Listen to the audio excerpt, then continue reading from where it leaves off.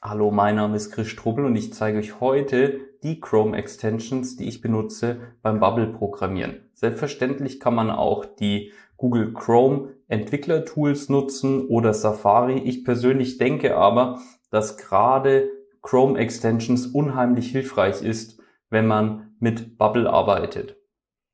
Das erste Plugin heißt ColorZilla und das ist ein Plugin, um euch wirklich von der Webseite, von allen Elementen, das heißt, ob das Logos sind, ob das Grautöne sind, die richtige Farbe zu zeigen. Das finde ich vor allem spannend, wenn man sich orientieren möchte, wie die unterschiedlichen Grautöne einer Webseite sind, wie die Kontraste sind. Da ist das unheimlich wertvoll. Ihr klickt auf ColorZilla, Pick Color from Page und ihr seht nun, dass wenn wir über die Seite drüber gehen, erkennt er alle Farben. Das heißt, selbst wenn ich hier in dieses Bild reingehe, erkennt er die Farbe.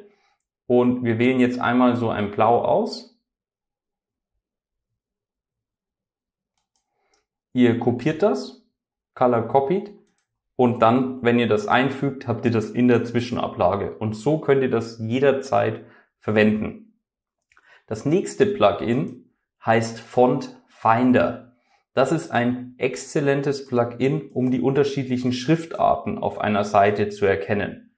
Und wenn wir wiederum im Bubble gehen, seht ihr, wir gehen auf Font Finder und wenn wir jetzt durch die Webseite durchscrollen, seht ihr, dass er immer wieder Vorauswahlen macht. Wenn ich doppelklicke, geht ein Pop-up auf und der Inspektor zeigt mir nicht nur die Farbe, sondern vor allem auch, welche Schriftart das ist, welche Höhe, welche Linienhöhe oder aber auch, wie die Gewichtung des Fonts ist, wie 400. Das wiederum hilft euch, ein gutes Gefühl zu bekommen, wenn ihr Webseiten analysiert, wie andere exzellente Designer ihre Bubble-Seiten und auch andere Webseiten aufbauen.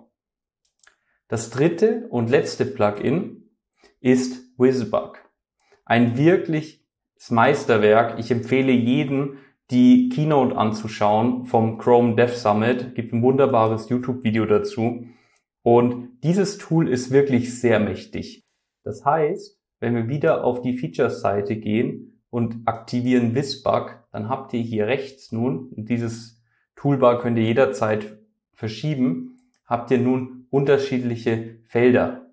Zum Beispiel könnt ihr, wenn ihr auf das Lineal klickt, alle Abstände euch anzeigen lassen. Wie zum Beispiel ist ein 5 Pixel zwischen dieser Überschrift und der großen Überschrift.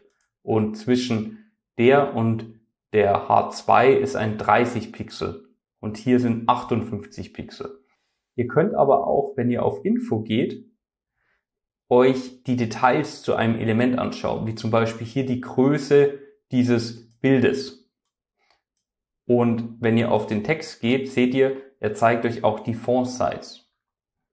Dies ist vor allem spannend bei komplexeren Elementen, wie zum Beispiel hier habt ihr nun diese Buttons und ihr seht, wie diese miteinander agieren.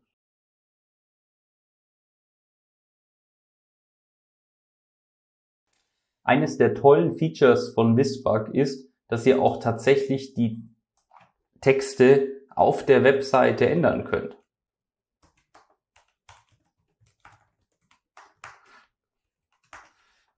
Und hier in der Konsole quasi editiert wird. Das ist vor allem toll, wenn ihr mit WizBug selber arbeitet auf euren eigenen Webseiten und schauen wollt, wie lang die Textelemente sind, um euch ein Gefühl zu geben. Hier kann man auch andere Sachen machen, wie zum Beispiel die Farbe ändern.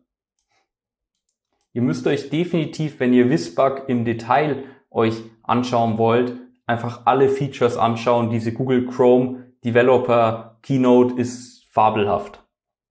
Der Vorteil von WizBug ist tatsächlich, es ist ein bisschen einfacher, damit zu arbeiten, als mit den Google Chrome Developer Tools. Das heißt, wenn ihr es wieder deaktiviert und ihr geht in die Developer Tools, dann ist das manchmal ein bisschen schwierig, weil einerseits, ja, wir haben das dann plötzlich responsive, das heißt, wir brauchen eigentlich einen zweiten Bildschirm und zweitens ist es relativ kompliziert, dann genau das Layout und die Details dieses Elements zu finden. Deswegen kann es manchmal etwas unübersichtlich werden, wie genau so eine Webseite aufgebaut wird und daher finde ich diese Chrome Extensions unheimlich wertvoll.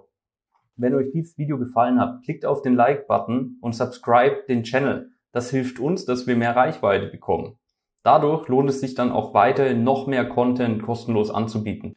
Selbstverständlich, wenn ihr Fragen zu den Chrome Extensions habt oder viel bessere Chrome Extensions noch gefunden habt, schreibt gerne in die Kommentare oder schreibt mir direkt auf Twitter. Ich wünsche euch weiterhin viel Erfolg und auf bald!